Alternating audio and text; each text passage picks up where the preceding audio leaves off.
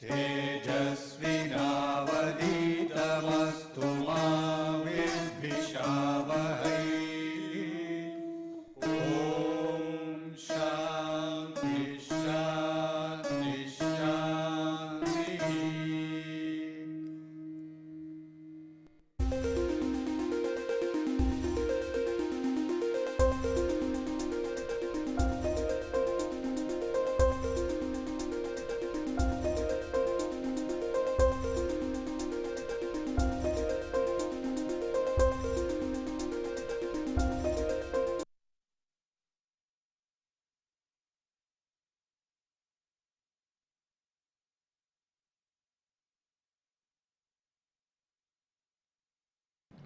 Last class we were discussing about the design period, design population, design flow, etc. The water and wastewater treatment systems consists of massive units like dams, reservoirs and treatment units. So it is very difficult to construct them very frequently. The reason is they involve lot of cost and modification is difficult, and moreover the pipes and conduit pass through the main roads and all. It causes so much of inconvenience. So it is better to construct these massive units for a long period of time. So that's why the design period concept is coming in, and the design period for various plants are decided based upon various factors such as the longevity of the unit and how easy or difficult to make modifications, and what is the rate of population growth in that particular region, and what is the ongoing interest rate, etc. So once we find out the design period, then we have to find out what is the population at that time. So we have discussed what are the various population forecasting methods, and we have also seen that the logistic method is the most scientific method, but people are using geometric method for the design purpose because it always gives an overestimate and our design will be always safe. And we have seen how to find out the water demand and what are the different components involved in this one, and once you get the water demand, you can find out what is the quantity of flow required for the water treatment unit, or what is the flow coming into the system when we design wastewater treatment units. And we have also seen that the flow, whether it is water flow in the distribution system or the wastewater flow coming to the treatment system, it is not uniform.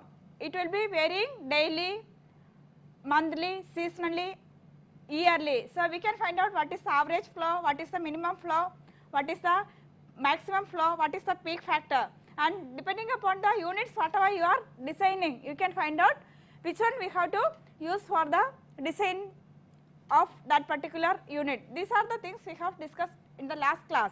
So now you know what is the volume of the treatment unit required, and the next one is what is the process we have to select. In order to select the process, we should know the characteristics of the water or wastewater. So in this class we will discuss what are the characteristics of water and wastewater. The characteristics can be basically divided into three categories: physical parameters, chemical parameters and biological parameters. This class we will discuss each in detail. Coming to the physical parameters, it involves whatever we can physically feel. The parameters can be classified into solids, turbidity, color, odor, taste, pH and conductivity. In case of wastewater, usually we want measure taste, odor, etc. But when it comes to water supply or especially for drinking water, color, odor, taste, etc. are very, very important. And moreover, the solids present in water and wastewater are entirely different. In wastewater, mostly the solids are organic in nature, whereas in water, the raw water, whatever is coming to the water treatment plant, the solids may be mostly inorganic, originating from clay, silt and soil particles, and sometimes biological material also may be coming like plant fabrics and microorganisms. So we have to separate these characteristics for water and wastewater because most of the time the characteristics will be different. First we will discuss about the solids. Solids can be classified into various categories depending upon the size of the particles. So, as we all know, the particle size will be varying from nanometers to few micrometers or millimeters. So, if the particle size is very small, if it is completely dissolved in the solution, we can call it as dissolved solids. If the particle size is in between 0.01 micrometer to 1 micrometer, we can call them as colloidal solids, because these colloidal solids are very stable. That means they will not be settling down in the liquid or in water. So, they will be always in that Brownian motion. So, it is very difficult to remove them, especially from water and wastewater. And next one is the suspended solids. Suspended solids we can find out or remove by settling. Then another category of solids is settlable solids, which is easily settlable. In wastewater, especially domestic wastewater, around 60% of the total organic matter is in settlable form. So, first we will see how can we classify the solids or how to find out what is the fraction coming under each category. So, what we have to do is first take the representative sample of the water and put it in an IMOF cone. IMOF cone is like this, a conical glass vessel.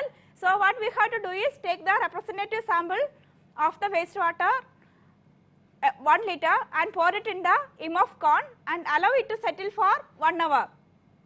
And after 1 hour, whatever is settled in the IMOF cone, you find out what is the volume. It is a graduated cylinder, so we can find out the volume directly from here. So, we will be getting the settlable solids in terms of ml per liter. So, this is the procedure, and IMOF cone or this settlable solids measurement usually we do it in the case of wastewater. Now, coming back, if you want to find out the total solids, either it is water or wastewater, what we have to do is take again the representative sample of the water in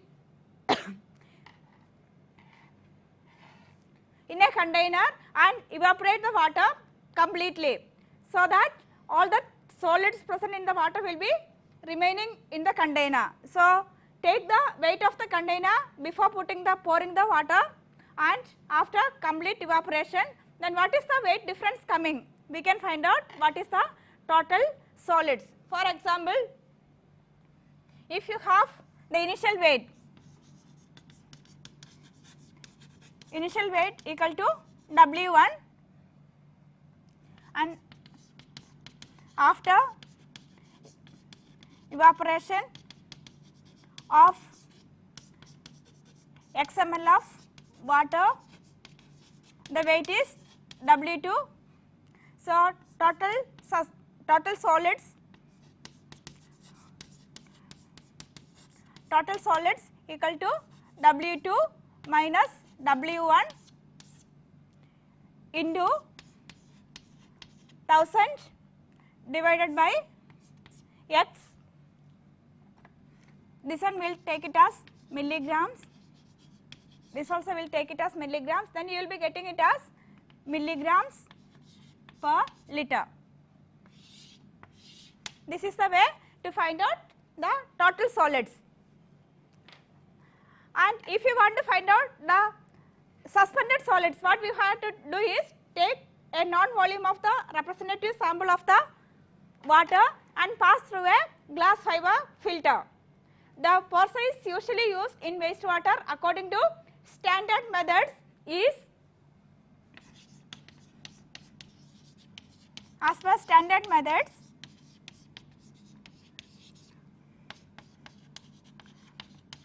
pore size of the filter is 2 micrometer to find out suspended solids.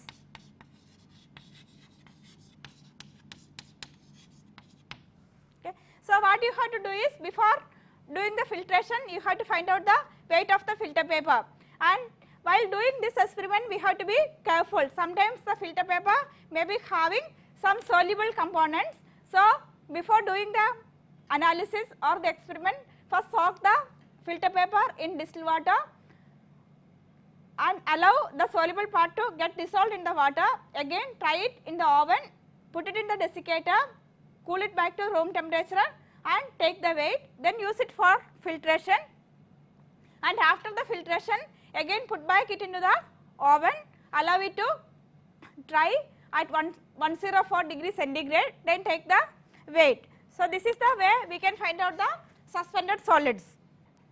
So, we got total suspended solids and total dissolved solids, and in the total suspended solids and dissolved solids, as I have already mentioned, in wastewater most of the solids are of organic nature. So, if you want to find out what is the organic fraction and what is the inorganic fraction present, what we can do is we can heat up the sample at a high temperature. Then what will happen? The organic component will be reacting with oxygen and forming carbon dioxide and water, and this will be escaping from the system. So, if you want to find out what is the volatile suspended solids,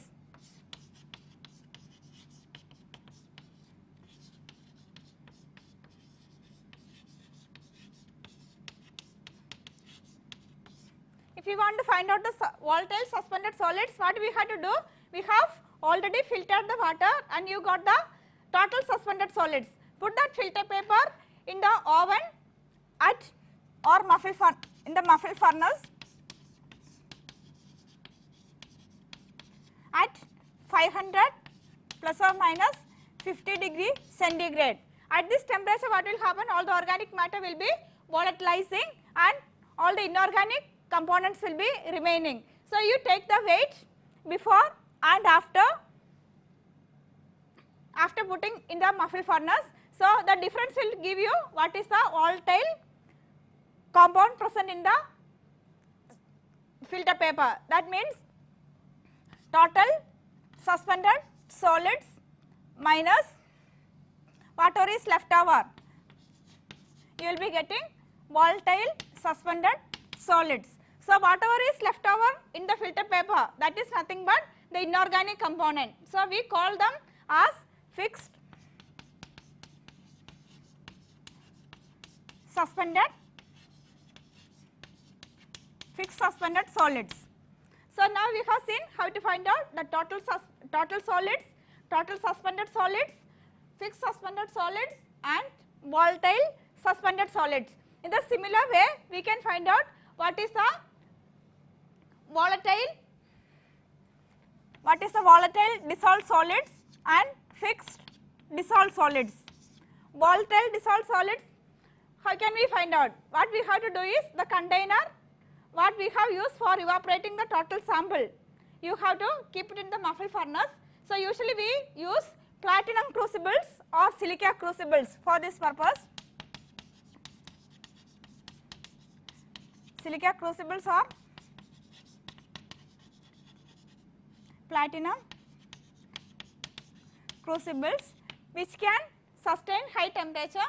So, usually the evaporation and other processes are carried out in silica crucibles. So, what you have to do, take the sample, evaporate it in the oven and afterwards put it in the muffle furnace, take the weight before and after.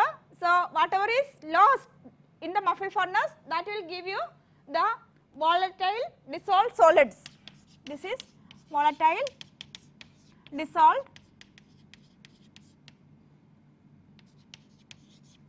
solids and the leftover is fixed dissolved solids.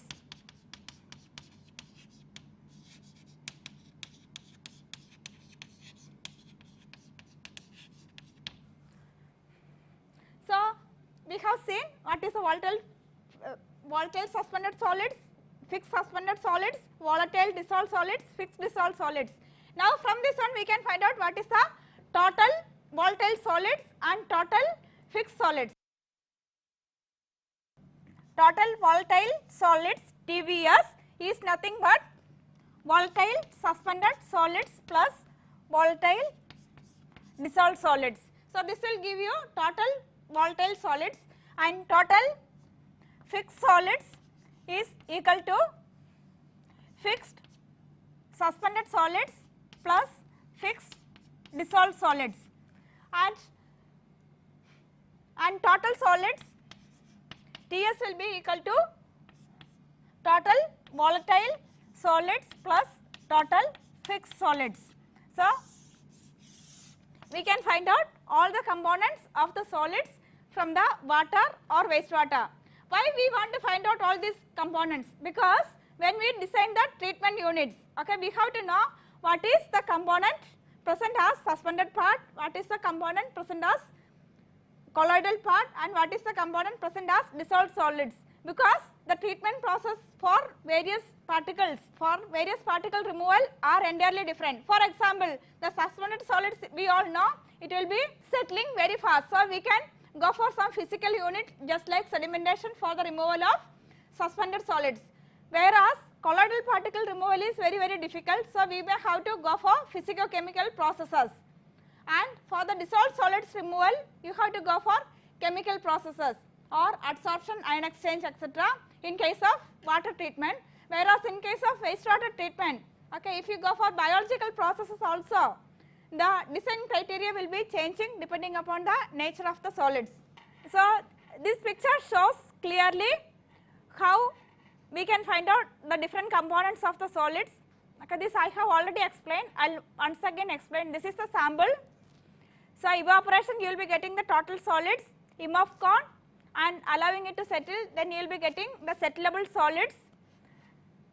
Then evaporation of the filter, the total suspended solids, then put it in the muffle oven or muffle furnace, you will be getting fixed suspended solids and volatile suspended solids, and whatever is the filtrate coming out, from that one you will be getting total dissolved solids, and put it in the muffle oven, you will be getting volatile dissolved solids and fixed dissolved solids.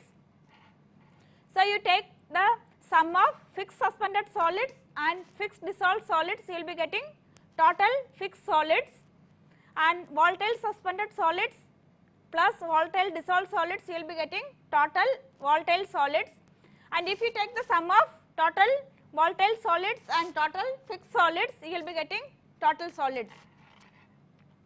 And this is the filtration assembly we usually use to filter the thing, because if you take the 0.2 micrometer filter paper and if you pour the wastewater or water there, the usual filtration will take lot of time. So, if you want to increase the rate of filtration, what we can do is put the filter paper here and attach it to a vacuum pump. So, what will happen? The vacuum pump will be sucking the air from here.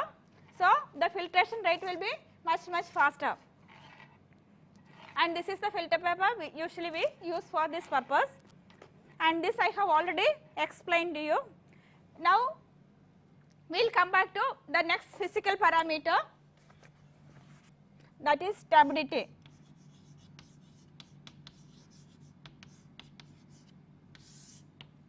Turbidity is a qualitative measurement.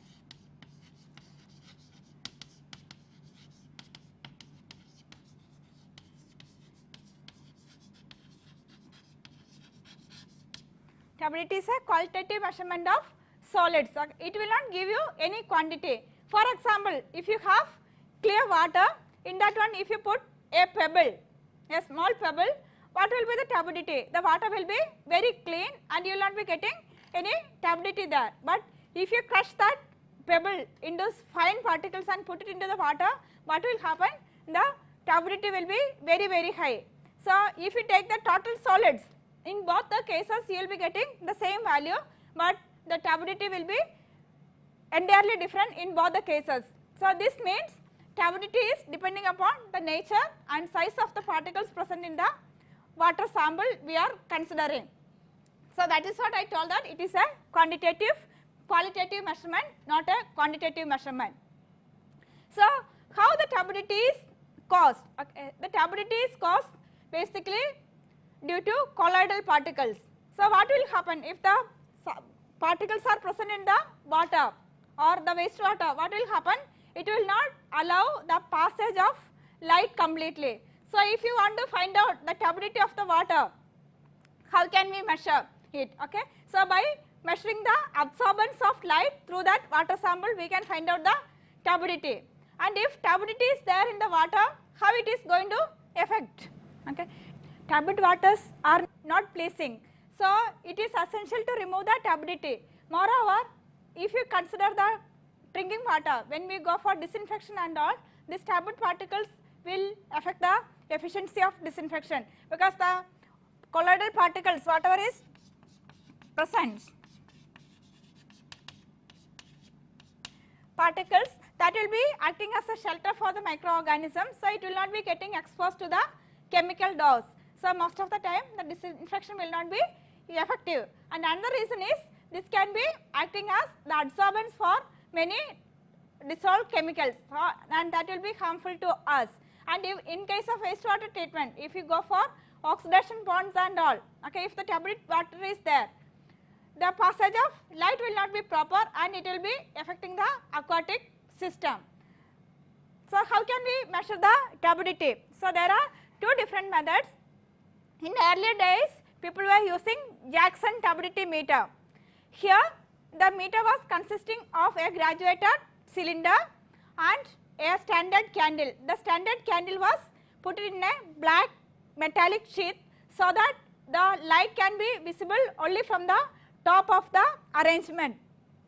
And if you want to measure the turbidity of a particular water sample, what one have to do is pour the particular water sample in the graduated cylinder which is placed above the candle, and see the candle light through the water, and pour the water up to that level in which we cannot see the candle light. So, that mark will give you the turbidity. So, it was something like this.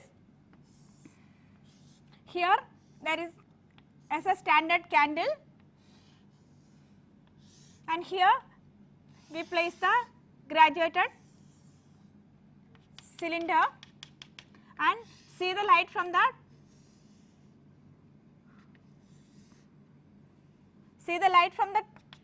top, and this portion will be filled with water. So, depending upon the water level, which can completely obstruct this light coming from the candle, gives the turbidity. And in Jackson's turbidity meter, one turbidity unit, that means one Jackson's turbidity unit is equivalent to the turbidity caused by 1 milligrams per liter of silica oxide, SiO2. So, this was the standard used in earlier days, but as we know, it is very difficult to measure, because we have to have the standard, and carrying this instrument is very difficult. So, nowadays people are going for nephelometric turbidity meter. This is working on the light scattering principle. So, what is happening is, light is coming from a particular source, and you have your sample here, and the light will be coming in this direction, and whatever the light is getting scattered by the turbid particle present in the sample, and we observe the light from here at 90-degree angle. So, we can get what is the amount of light got scattered, and it gives you the turbidity of that particular water sample. So, the turbidity is expressed as NTU, that means nephelometric turbidity unit, and 1 NTU is equivalent to 1 milligram per liter of formosine. The turbidity generated by this formosine is much more stable compared to this silica oxide. That is why silica oxide is replaced by formosine. So, since formosine is used as the standard, this turbidity unit is sometimes called as FTU also. NTU or FTU, both are the same. So, drinking water, as per EPA, the turbidity should be less than 1 NTU. Next parameter under physical classification is color. Color is caused in water or wastewater due to the presence of dissolved or colloidal particles. So, the color can be divided into two categories. One is true color and another one is apparent color. apparent color can be removed by removing the colloidal particles, but true color which is caused by the dissolved solids. How the color is coming in water? Because when it comes in contact with various chemicals or biological components, the coloring material may be leaching from those substances and it gives the color to the water. And how can we find out the color? So usually we compare the color with some particular standard. The color standard usually used is, or the color scale usually used is platinum scale. So here chloroplatinate is used for as the standard. So what we have to do, if you have a particular sample, you have to take the standard chloroplatinate solution and dilute your sample and compare the color with the standard solution, and the dilution you have to continue till your standard color and the sample color matches. So from the dilution number you can find out what is the true color unit, and if the color is entirely different from the color which is given by this chloroplatinate, then usually people go for spectrophotometric methods. Next one is odor.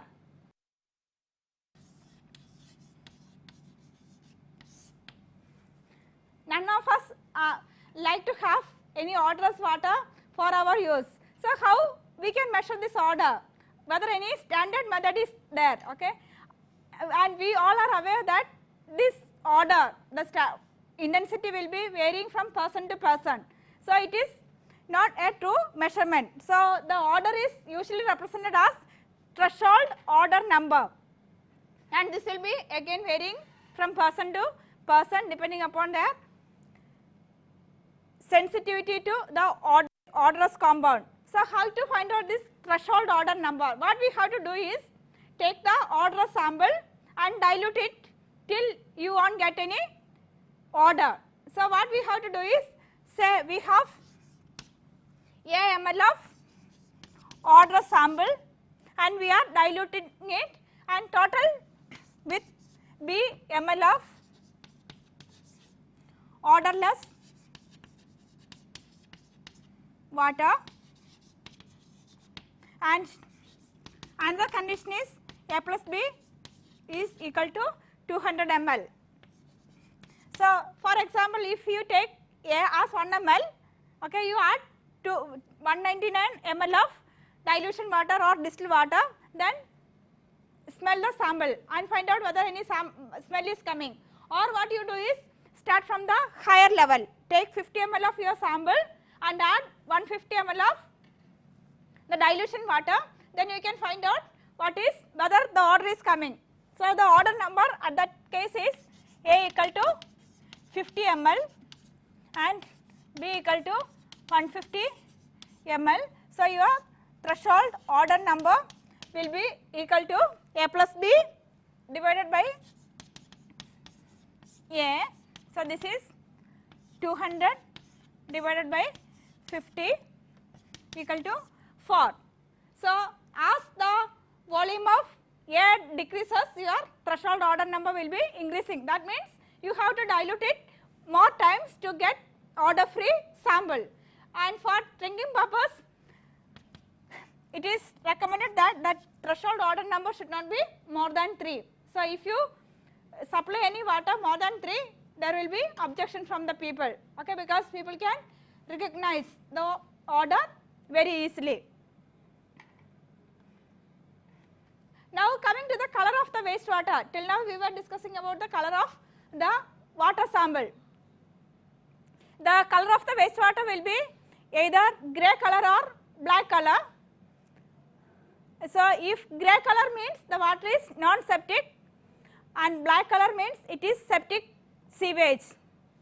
And grey water, what we mean by grey water? Grey water is the water, all the water collected except from the toilet, okay, and the grey water is having high potential for recycle and reuse, because we know that nowadays so much of water scarcity is there in all the places. So this water we can recycle and reuse for gardening, flushing, etc. And black water is the water coming from the toilet waste. So, we have seen other parameters like pH, conductivity, etc. Okay, this is applicable for both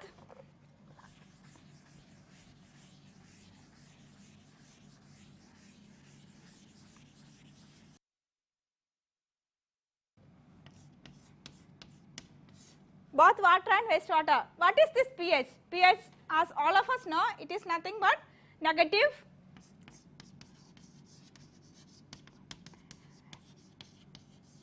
log of hydrogen ion activity.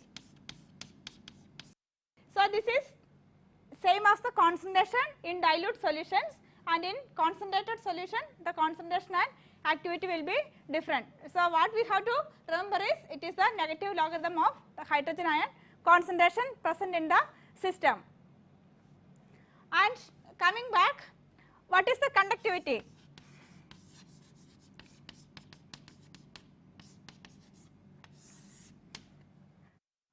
The conductivity measurement of water or wastewater sample can be indirectly used to find out the total dissolved solids present in the system, because you know that especially in case of water, most of the solids are inorganic, and when it is present in the water, what will happen? It will be dissociating into ions. So, when the ions are electrolytes are present, it will be conducting the electricity. So, more electrolytes are present, the conductivity will be more. So, by measuring the conductivity, we can find out the total dissolved solids present in the system by using this formula 2.5 into 10 raised to minus 5 into TDS. Here the TDS is expressed in milligrams per liter. But when we come to the wastewater, what will happen? The conductivity will not give you the total dissolved solids properly, because most of the solids are organic in nature. So, mostly it will not be dissociating, those are not electrolytes. So, what will happen? The electrical conductivity of this water will be much less, but the dissolved solids will be very high. So, we have to take into account the ionization of the compounds present in the system. For example, if you take distilled water and put glucose into that solution, you know that the total dissolved solids present in the system will be very high. But if you find out what is the conductivity of that water, you may be getting almost nil. That does not mean that the system is not having any dissolved solids. But if you put 1 gram of sodium chloride in the same water instead of glucose, what will happen? The electrical conductivity will be increasing significantly. So, depending upon the nature of the solids, the conductivity will be varying. So, we have to have an idea about what is the type of solids present in the system. So, till now we have seen what are the physical parameters or physical characteristics of water and wastewater, and mainly those are solids, turbidity, color, odor, pH and conductivity, and we have discussed how to find out each and every parameter. Now, the next classification is chemical parameters.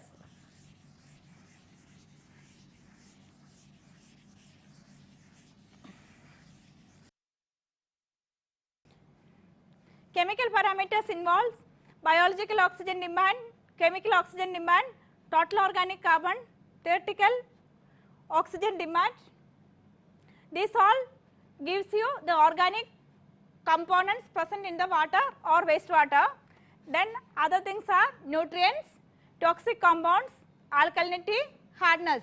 Now we will discuss one by one in detail.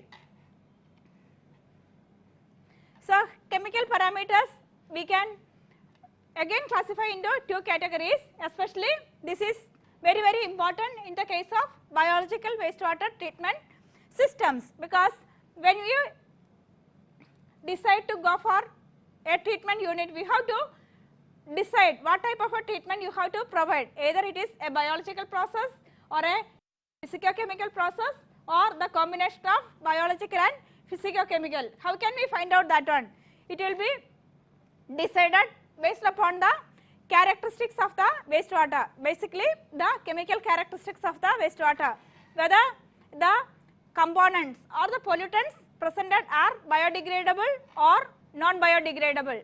If you want to find out the biodegradable components, we can go for either BOD, that means biochemical oxygen demand, COD, that is chemical oxygen demand, TOC, it is theoretical total organic carbon, and THOD, theoretical oxygen demand.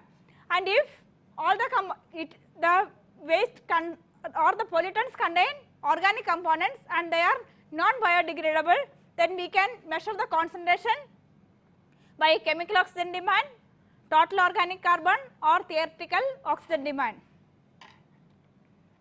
First we will see what is this biochemical oxygen demand or biological oxygen demand.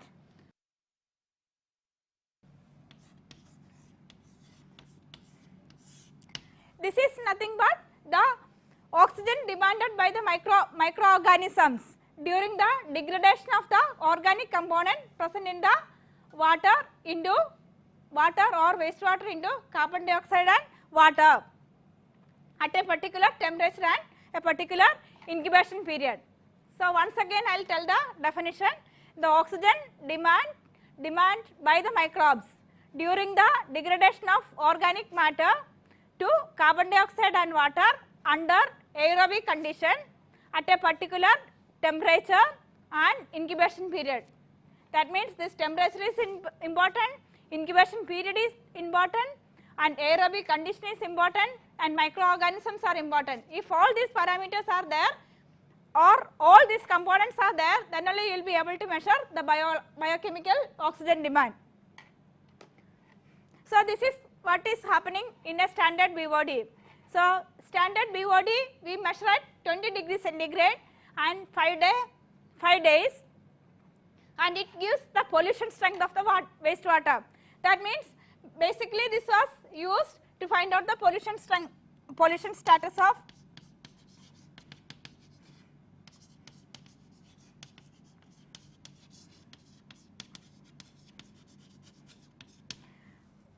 of streams, because what is happening, the wastewater whatever is generated in the cities or the towns situated along the river, what will happen after proper treatment, it will be discharged into the streams, and you know the stream water will be having a particular dissolved oxygen and it will be having its own flora and fauna. So when the wastewater comes to the river stream, what will happen, it is adding some organic matter to the system, and the microorganisms present in the stream will be utilizing that organic matter, and as a result what will happen, the dissolved oxygen present in the stream will be coming down. So if the dissolved oxygen comes down beyond a particular limit, what will happen, the aquatic organism present in the stream will not be able to survive. So in BOD experiment what is happening, organic matter plus dissolved oxygen plus heterotrophic microorganism, the microorganism which use organic matter as their food and energy source, that will oxidize the organic matter into carbon dioxide plus water plus more cells, and they will be getting energy from this reaction. So if you want to conduct the BOD test in the laboratory, how can we do it?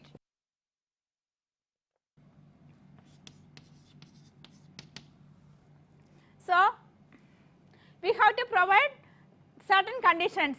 There should be microbes and there should be dissolved oxygen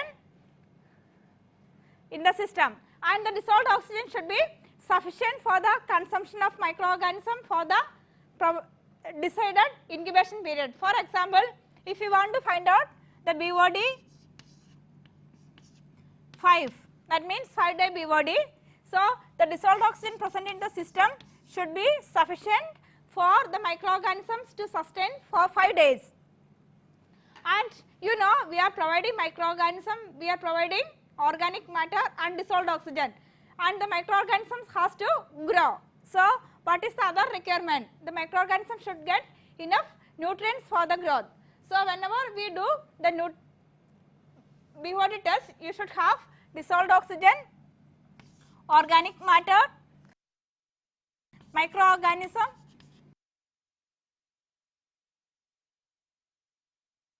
and nutrients. So, these are the essential things to get a proper BOD or to do a proper BOD test. And if you want to find out the BOD, we can find out what is the dissolved oxygen of the sample present initially and what is the dissolved oxygen present finally. That means after the incubation period, here it is 5 days into the dilution factor. And usually the initial dissolved oxygen is 9 milligram per liter. This is the saturation level at 20 degrees centigrade. And if you want to do the BOD test for domestic wastewater, you know the organic matter is already present in the wastewater and microorganisms are present in the wastewater and enough nutrients are also present in the wastewater. So, we do not have to supply them externally. But if you want to find out the BOD of industrial wastewater,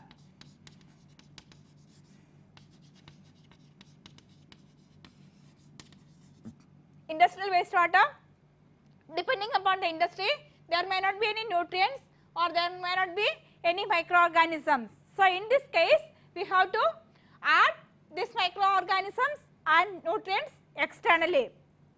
So, what we do is we add some seed microorganism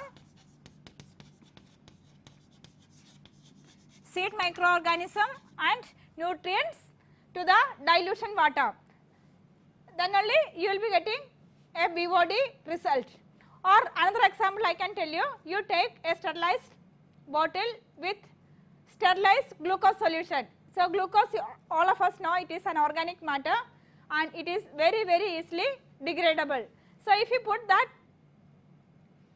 solution in a BOD bottle and keep it in an incubator at 20 degrees centigrade for 5 days, and after 5 days if you analyze the dissolved oxygen, whether there will be any decrease in the dissolved oxygen, there will not be any decrease. The reason is there is no microorganism to utilize the organic matter.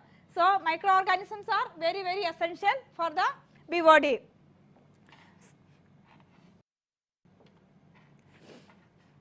So, here I am going to give some cases for this BOD test. For example, in the first case, I was having an initial dissolved oxygen of 9 milligram per liter, that is the saturation concentration, because we usually dilute the dilution water,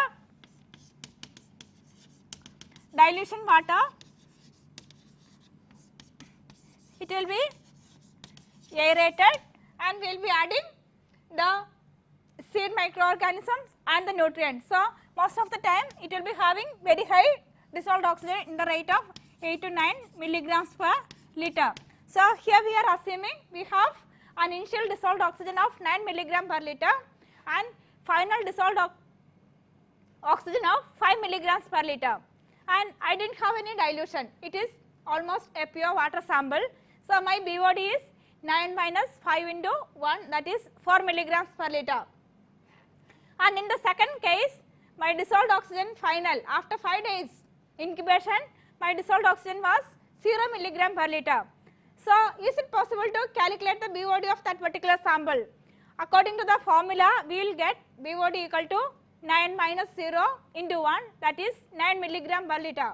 But this result is invalid. What may be the reason? What is the reason for this?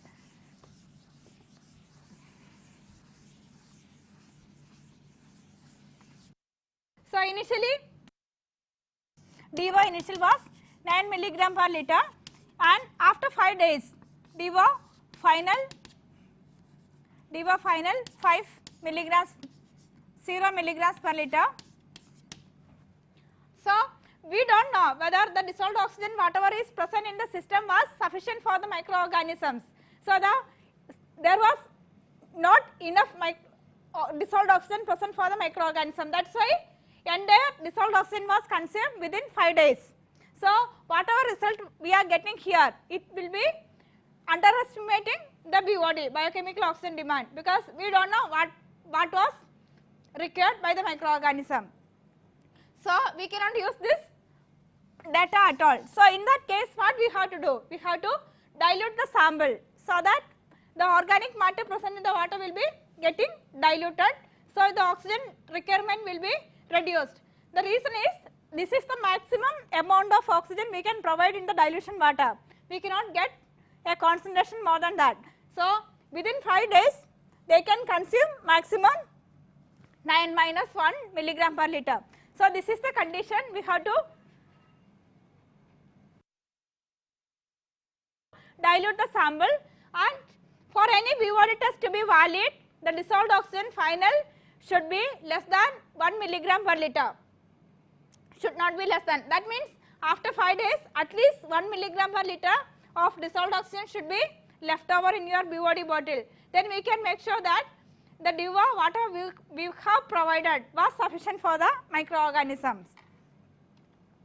And this is the third case. Here the dissolved oxygen final was DIVA initial was 9 milligram per liter and DIVA final was 8.8 milligram per liter. Whether we can use this result for the calculation of the BOD. This also cannot be used because your dilution is too high. So, the organic matter whatever was available in the system was too less for the microorganism. So, we cannot be sure that this 0.2 milligram per liter, that was because of the consumption of the microorganism. It can be because of the experimental error also. So, these are the points to be kept in mind. The test to be valid, DIVA consumption should be greater than or equal to 2 milligram per liter. That means the DIVA final should be at least 7 milligram per liter or less than 7 milligram per liter, so that the test within 5 days you have the microorganisms have consumed at least 2 milligram per liter. So, I will repeat the conditions for the BOD test once again. Okay. So, you have to provide enough dissolved oxygen. If that is not there, what we have to do? We have to dilute the sample. Second one, microorganisms should be there. If microorganisms are not there, we have to add the seed microorganism. What is the seed we usually do use?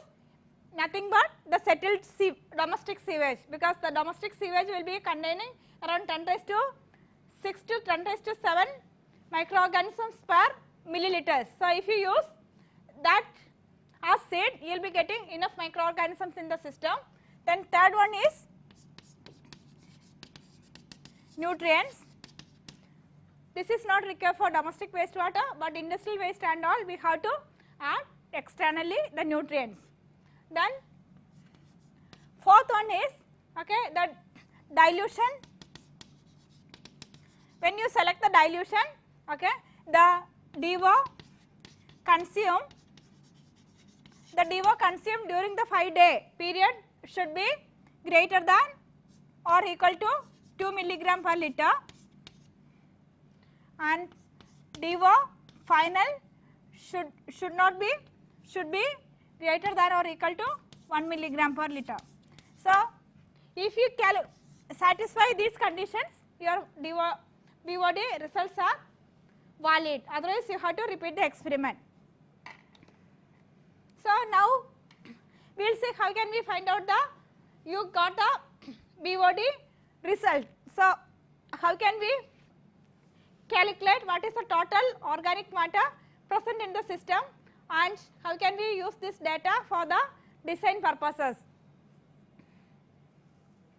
And in any case, the microorganisms, you have the organic matter and you have the microbes. So, these microbes will be consuming the organic matter with respect to time, or with respect to time your organic matter concentration will be coming down and your microbial concentration will be increasing. So, what we assume is this organic matter consumption is depending upon the availability of organic matter or the rate of change of the organic matter concentration. The rate of change of organic matter consumption or the removal will be proportional to the total organic matter present in the system. or BOD exerted or organic matter consumption is assumed to be a first order reaction. So, we can write like this, dl by dt is proportional to L, where L is the organic matter present and T is the time. Okay, the rate of change of organic matter concentration is proportional to the organic matter present in the system. So, we can write again this one as dl by dt equal to a constant into L. Okay, here we are giving a negative sign. The reason is with respect to time the organic concentration is decreasing because microorganisms are consuming the organic matter. So, whatever is left in the system, it is decreasing. So, if you want to get the equation, what we have to do? We have to integrate this equation, how it will be coming.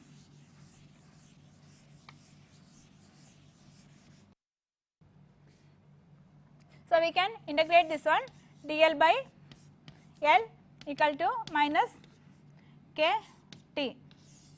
This is the thing. So, here I have done this one. So, we have to put the limit from L to L naught. That means what is present to the ultimate organic, that means the organic matter present at time 0 equal to like this, where K is the BOD rate constant. It is a property of the microorganisms present in the system. So, if you integrate this one, we will be getting L is equal to L naught into e raised to minus K into T. L is equal to L naught into e raised to minus KT, where L naught is the ultimate oxygen demand for the oxidation of initial organic matter, because when time is equal to 0, T equal to 0, L is equal to L naught. That means the initial organic matter. With respect to time, this one is decreasing, and at any time the organic matter concentration is L. Okay. So, if you want to represent that one pictorially, we will be getting like this. This is the BOD decreasing with respect to time, and this is BOD what exerted with respect to time. That means how much is the organic matter removed from the system, that is equivalent to what is the oxygen removed from the system. So, Y is nothing but the BOD exerted, it is nothing but what was your initial organic matter minus what is left over. So, we can write this one as L naught minus L, or it is nothing but L naught minus L naught into e raised to K minus KT, because we have seen that what is L. L is nothing but L naught into e raised to minus KT. So, the BOD exerted or the oxygen consumed at any time can be found out using this formula L naught into 1 minus e raised to minus KT. So, if you want to find out L naught and K, so this portion we can discuss in the next class. So, I will summarize what we have discussed today. So, we were telling that for the treatment plant design, we should have the quality aspect of the wastewater or water and the quantity aspect of the water and wastewater. For the quantity aspect, we have seen how to do the find out the design period, design flow, design population, etc. And coming to the characteristics of the wastewater, that will be deciding the process or treatment processes. So, the characteristics can be divided into physical, chemical and biological parameters. In the physical parameters, it can be classified into various categories like solids, turbidity, color, odor, pH, conductivity and taste. So, solids are very important. The reason is that decides the treatment process more or less. So, solids, we have seen what are the different categories: suspended solids, dissolved solids, fixed suspended solids, fixed dissolved solids, etc. And turbidity is also we have discussed in detail. Turbidity is caused by the colloidal particles present in the system, and it affects the treatment processes, especially in water treatment. If you go for disinfection, etc., this dissolved turbid particles hinder the disinfection process, and moreover it can be acting as a adsorption site for many pollutants. Then we have discussed how to measure color, odor, etc. And pH is also very essential for the water and wastewater treatment. Now coming to conductivity, this is a parameter which gives the dissolved solids concentration indirectly.